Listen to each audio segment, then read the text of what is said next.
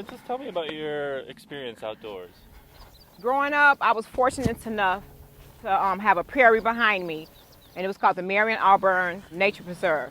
And I had a mom who would just let me go out anytime, all day. I had two big Dobermans with me, so I just had a really good time. And that kind of fed my curiosity about the outdoors, and it just made me want to be a crusader of saving and getting people out there to enjoy what I, did.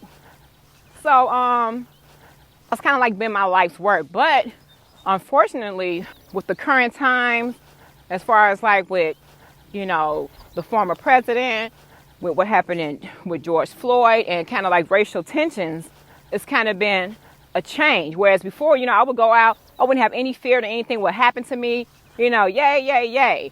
But what happened with the the guy that was out there bird watching, and the lady said that she was going to call the police on him, and she pretended like something was wrong with her.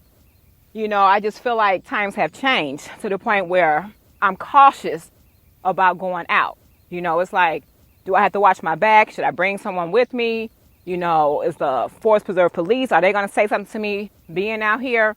And it's just really changing. It's unfortunate because I've even had my auntie who has called me and said, Princess, when you go out, make sure you have someone with you or be careful. And that's quite frightening because, my life goal has been to get minorities and people of color out. And now I'm like, go out, but, Right. So how has it shifted what you're doing at Faith and Place and how you're thinking about it? And how can, we're multicultural, multi-race. How can white folks show up more powerfully to support you during this time? Just do what you feel comfortable with, but know that we do need you as an ally. We have to work together to make this a better place for us all. When I first became executive director of Faith and Place, it was 7 years ago, and I moved to Chicago. And oftentimes, I'd show up into rooms, and I'd be the only white guy in the room.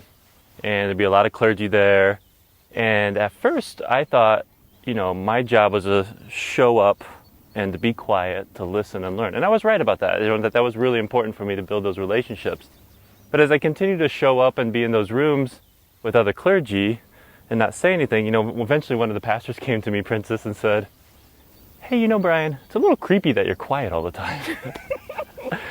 And he's like, we want you to speak up. He's like, yeah, you got privilege, you're listening and learning, we're getting to know you, and we're getting to build some trust, but you got to leverage that privilege for justice. You got to join us in speaking out for liberation. Right. And that was really an important moment for me because that's when I moved from listening and learning, continuing to do that, but also then to step out courageously and start to speak up and join the fight. Right. And one thing that's important in that is, though, I've made a lot of mistakes. And it's important, I think, for white folks to understand we got to be willing to make mistakes as we seek to leverage our privilege for justice. And when we make a mistake, get called up on it, right?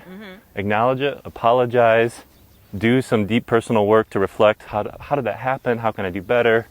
And then step back in and continue to go. And that's how we have this mutual liberation together as allies together, working for what we all want to see in our world and make that happen. So that's been a big lesson for me and something that informs my work, working with you at Faith and Place, listening, learning. But then when you say, Princess, hey, you need to come out. You need to stand up, speak up. I'm like, I'm there. Let's go. Let's make this happen together. And we're tied together, right? Liberation happens together.